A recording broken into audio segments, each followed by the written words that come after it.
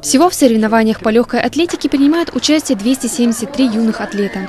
Королева спорта включает в свой состав большое число дисциплин. Бег на различные дистанции, прыжки в длину и высоту. Чудес в легкой атлетике практически не бывает. Побеждают сильнейшие, которые накануне хорошо готовились. В дисциплине тройной прыжок с хорошим спортивным куражом выступила Инна Агаева.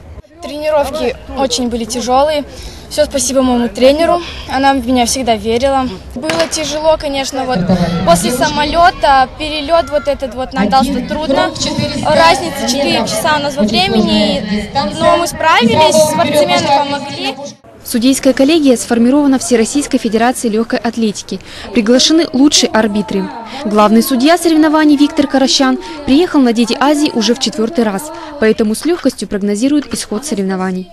Мы ожидаем хороших результатов из многих стран Азии. В легкой атлетике прежде всего чувствуется отсутствие китайских спортсменов. Почему-то они практически не проехали, есть буквально единицы.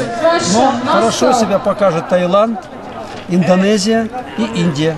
Кому улыбнется королева легкой атлетики? Думаю, тем, кто быстрее, сильнее и выше.